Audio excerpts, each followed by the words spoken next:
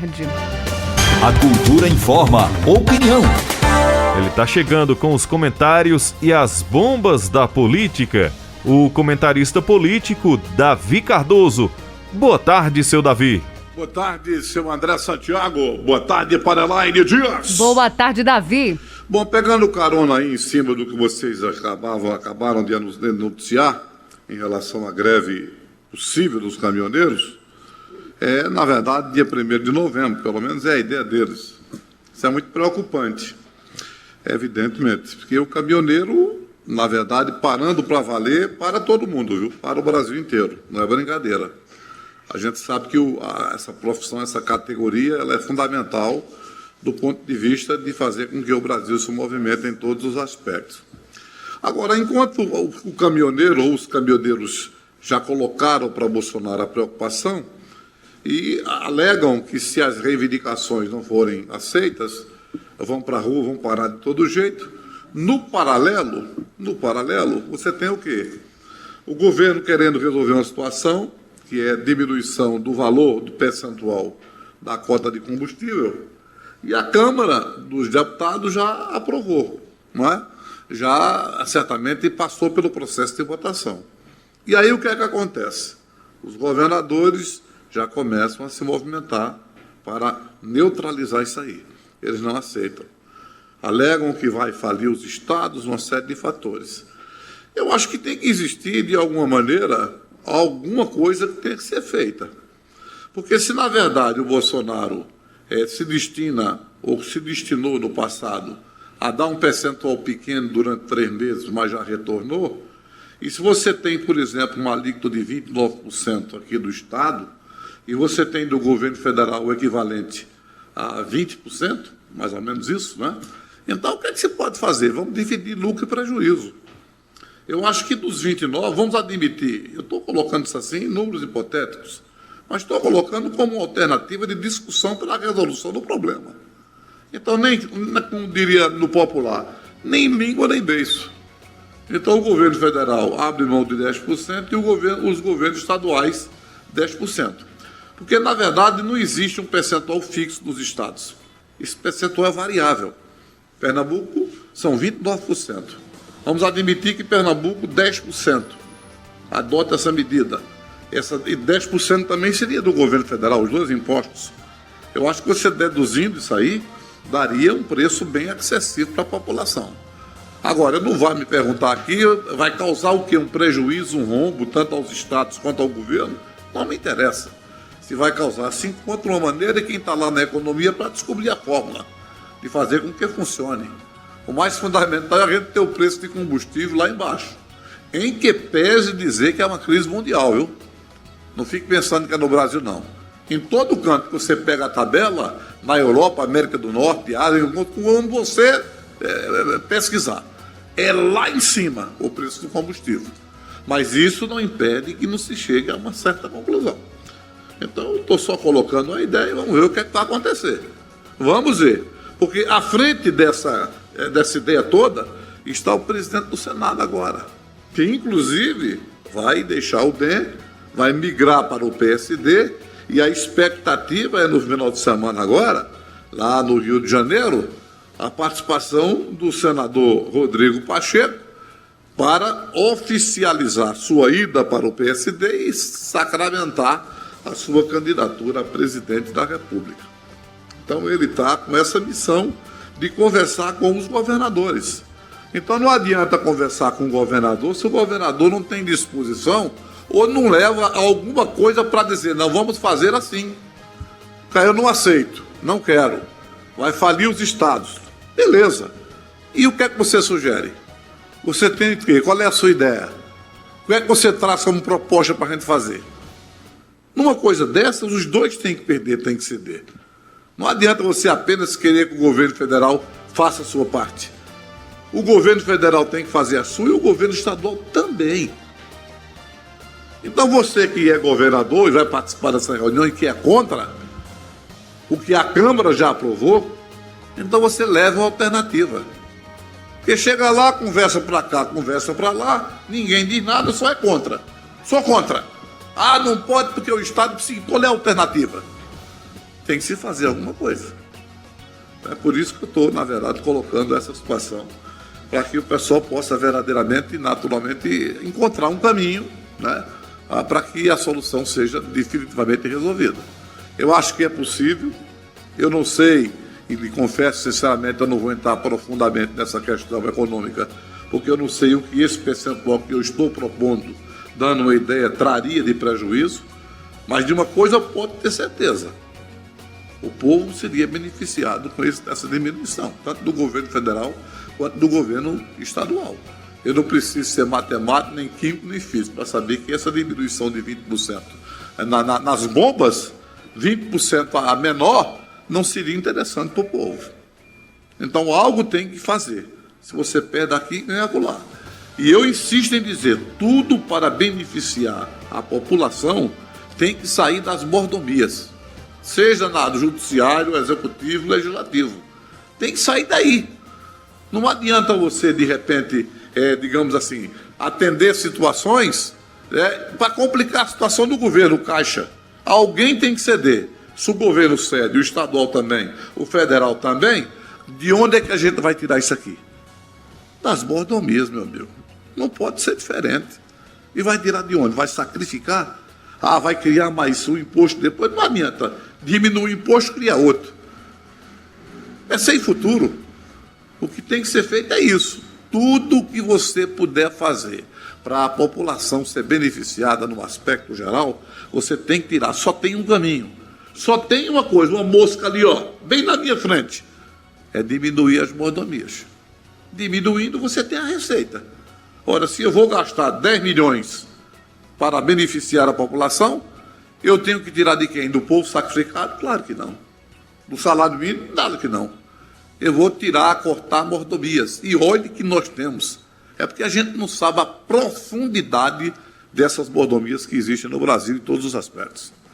Mas é fácil. O governo tem isso tudo. É só fazer um levantamento em cada setor. E aí você vai ver o que se gasta, os absurdos, as coisas que você imagina serem impossíveis acontecendo. Então tem que ter essa disposição. Se não tiver, amigo, não tem futuro. E aí o povo é quem vai sofrer. E consequências, certamente, o país vai ter. Porque a greve dos caminhoneiros é, na verdade, uma questão preocupante que para em todos os aspectos do país. Estamos recuperando a economia. É um desastre. Você recupera a economia nesse momento e aí possibilita, eu não sei quantos dias, se 7, se 8, se 9, se 10, se 11, e o prejuízo que vai ter. Isso é feito greve bancária dos bancários. O patrão não dá o aumento devido que tem que se dar, e você passa 3, 4, 5, 6, 7, 8, 9, 10, 12, 20, 30 dias. Aí depois de o prejuízo, aí qual é o prejuízo? Quem deu o prejuízo? Porque você foi incoerente, não resolveu o problema. Então você vai terminar dando alguma coisa e tendo mais o prejuízo. É sempre assim que funciona. Eu acho que está na hora de mudar esse jogo. É por aí. Opinião é na cultura. Primeiro lugar em audiência, do jeito que você gosta. Você está ouvindo A Cultura Informa, o jornal do nosso rádio. Agora 12 horas mais 59 minutos. Falta 1 minuto para 1h da tarde. Ô, Davi. Diga lá! Hoje tem, Davi. A audiência foi realizada. Olha só. E as partes esperam a decisão do juiz até novembro deste ano. É bomba. Antes das bombas, ou da bomba propriamente dita, deixa eu colocar uma situação aqui. São algumas situações que a gente vai colocar aqui. Deixa eu abrir para a gente ver. Primeiro, falar dessa questão daquele trabalho de liberação de emenda, porque eu tenho dito aqui, não basta apenas o deputado liberar.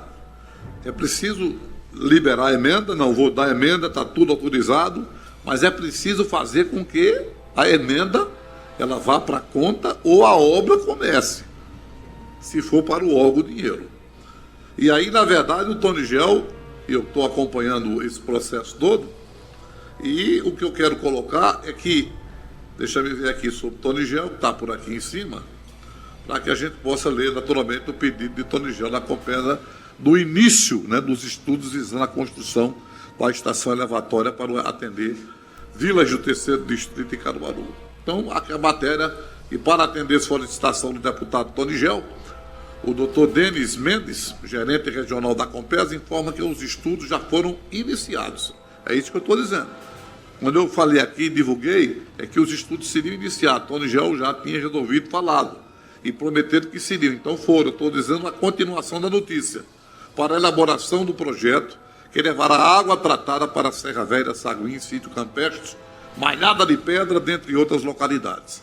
A estação de tratamento será localizada em Serra Verde. Então, em nome do Tonigel, os agradecimentos ao doutor Denis Mendes, que certamente não tem medido esforços para desenvolver projetos que, em breve, chegará água a esses municípios e outras localidades da zona rural de Caruaru. A exemplo de Carapotóis, Caldeirão, Sítio, Reinado, Brejo Novo e algumas localidades do 4º Distrito. Então, nós vamos acompanhar e nós, naturalmente, vamos acompanhar esse trabalho. E vamos divulgando. Se parar, eu digo, opa, deputado, Tonigel, parou lá, viu? Tá tu que lá o homem lá, parou. Então a gente vai começar a fazer esse trabalho de acompanhamento, né, dessas emendas que estão sendo, ou que foram liberadas pelo deputado Tonigel.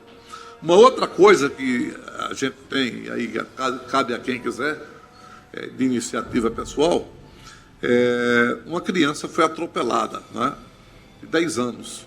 Está internada no Hospital da Restauração em Recife. Ela foi atropelada por uma irresponsável que estava completamente embriagada. A criança estava passando em uma calçada quando foi atingida. A mãe dele vende quentinha, né, para sustentar a casa, e agora está sem poder trabalhar. Então, se você estiver disposto a ajudar, agradece todo mundo da família, e pode ser com alimento, sem problema, ou com uma doação financeira. A família precisa de qualquer ajuda. A mulher pagou a fiança e sumiu sem prestar qualquer tipo de assistência. Veja que coisa, né? Você atropela irresponsavelmente, paga a fiança e, some, desaparece. Se quer, procura saber como está a situação. Se está bem, se está mal, se tem sequela, se não tem. Brincadeira. Então, quem quiser, naturalmente, contribuir, a pessoa ela mora na Rua Monte Azul, lá no bairro Agamenon. Não é? A mãe chama-se Iara, né? O telefone é o Pix, que isso é natural, hoje em dia tudo é Pix para lá, Pix para cá. Então, quem quiser contribuir com qualquer valor, você liga para 989-5507. Vou repetir, 819-8959-5507, em nome de Iara Catarine da Silva, né? Então você faz essa doação se você assim entender. Se não, leva lá, naturalmente, uma cesta de alimento, ou de repente liga dizendo qual é o tipo de ajuda que você pode fazer para essa mãe que está preocupada, porque agora tem que tomar conta certamente do seu filho, né? Tem esse detalhe que eu precisaria colocar para vocês aí. Depois, dizer o seguinte: hoje é dia de aniversário, rapaz, olha só.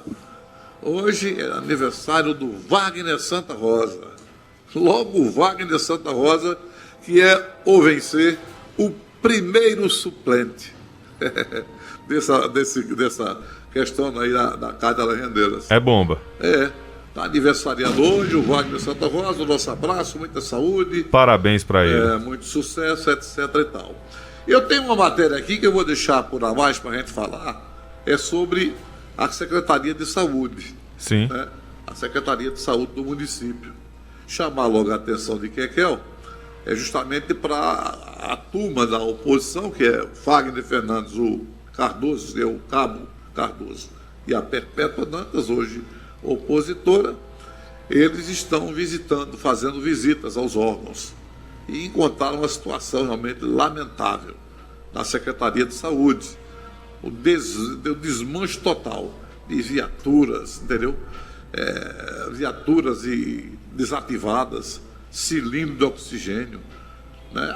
Aquele da base do SAMU, viaturas, ambulâncias, isso na Secretaria de Saúde. Aquele monte de ferro velho, que inclusive a gente diz ferro velho, mas quem lida com o ramo, você tira uma peça aqui e aproveita em outro canto. E olha que essa questão de ferro velho, a gente fala como ferro velho como se fosse perdido isso. Isso é muito dinheiro. Tem muita gente de ferro velho que está bonitinho de bolso. E as peças são caras. E aí o que você imagina está estragado, não está. Serve para você colocar em outro carro, em outra viatura. Mas está uma situação lamentável, deplorável, e a gente está acompanhando. Vamos pegar mais detalhes sobre essa matéria para que a gente possa verdadeiramente falar mais sobre esse assunto. O outro aspecto aí também que a gente está apurando mais é em relação ao ofício que o Fagner Fernandes, ele solicitou, ele encaminhou esse ofício para o Bruno Lambreta, presidente da casa, mas fez uma solicitação à Secretaria da Prefeitura Municipal de Caruaru acerca, por exemplo, da causa animal. Não é?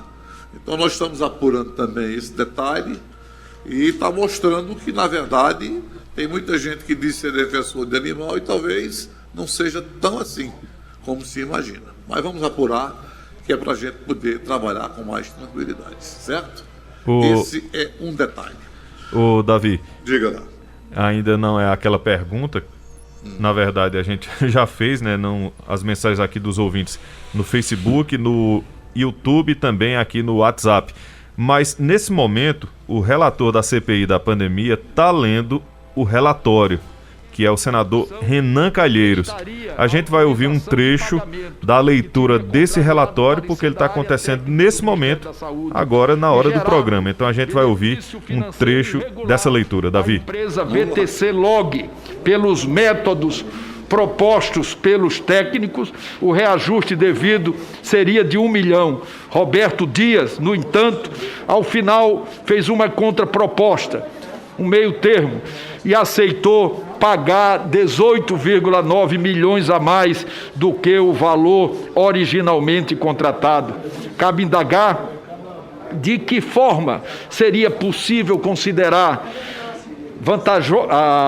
vantajosa para a administração, sobre qualquer aspecto, a aceitação de um meu termo, que resultaria em alteração dos termos originais do contrato para atender ao pleito apresentado pela empresa contratada, sem a devida análise técnica capaz de fornecer qualquer embasamento para a alteração cogitada. Ao analisar os documentos, o processo licitatório que resultou no contrato com a VTC Log, a CPI identificou a presença de uma série de indícios que demonstram a possível ocorrência do chamado jogo de planilha, artifício utilizado para possibilitar que um licitante vença o certame de maneira aparentemente legal e, posteriormente, ao longo da execução contratual, passe a manipular preços unitários com o intuito de aumentar demasiadamente o valor do contrato, mediante termos aditivos em prejuízo ao erário. Não se pode descartar corrupção para funcionários permitirem tal jogo, e isso se verificou aqui. Mais tarde, senhores senadores, por meio da quebra de sigilo bancário, identificaram-se saques de vultuosas quantias em dinheiro feitas por empregado da VTC Log, supostamente para pagamentos de boletos e fornecedores, sem nenhuma explicação que justifique não se utilizar o sistema de pagamento eletrônico amplamente disponível no Brasil. O uso desse artifício aponta para a tentativa de ocultar a destinação do dinheiro. Pronto, aí um trecho da leitura do relatório da CPI da pandemia, que está sendo lido nesse momento pelo relator, o senador Renan Calheiros. Está lendo nesse momento. A gente vai trazer um resumo também aqui do pedido de indiciamento, né, Laine, dos crimes. Exatamente, André. O relator pediu indiciamento pelos seguintes crimes no caso do presidente da República: epidemia com resultado morte, infração de medida sanitária preventiva, charlatanismo, incitação ao crime, falsificação de documento particular, emprego irregular de verbas públicas, prevaricação, crimes contra a humanidade e crimes de responsabilidade com violação de direito social e incompatibilidade com dignidade, honra e decoro do cargo. E, inclusive, outros pedidos de indiciamento também foram feitos. Ministros Marcelo Queiroga, o da Saúde, Onyx Lorenzoni, do Trabalho, o Wagner Rosário, da Controladoria Geral da União, e o Braga Neto, ministro da Defesa. 2 ex-ministros, o Eduardo Pazuello, da Saúde, e o Ernesto Araújo, que era das Relações Exteriores. Os filhos do presidente Eduardo Bolsonaro, Carlos Bolsonaro e Flávio Bolsonaro, alguns deputados também, Ricardo Barros, Bia Kicis, Carla Zambelli, Osmar Terra, Carlos Jordi, e alguns empresários. Também médicos ligados à saúde e assessores e ex-assessores, entre outras pessoas. Então, vários pedidos de indiciamento pela CPI da Covid.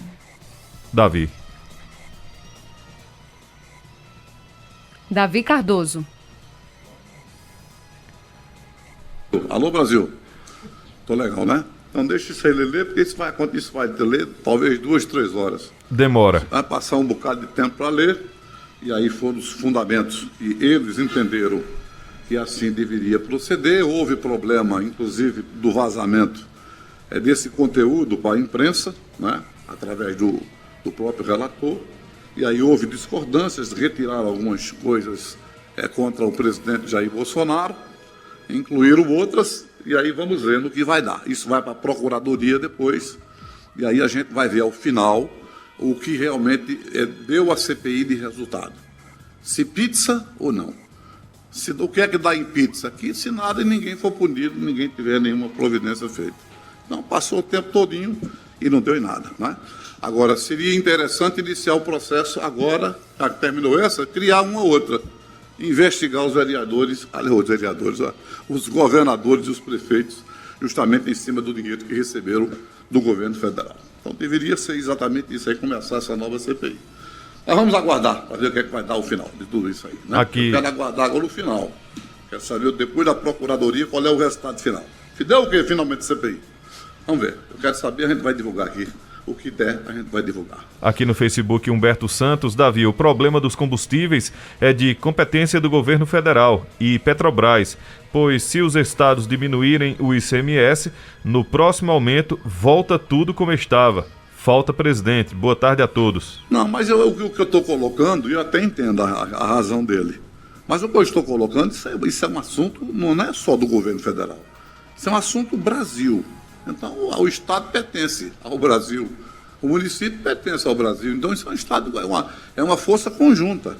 Por exemplo, vamos separar as bolas, né? Quando eu sugeri, eu estou apenas dando uma sugestão, 10% de cada um, vamos fixar na questão do Estado, 10%. Ah, mas não pode porque vai faltar dinheiro para isso, para aquilo, para aquilo. Até posso entender isso aí. Mas o que é que a gente poderia manter esses 10%? Para a gente não ter esse prejuízo.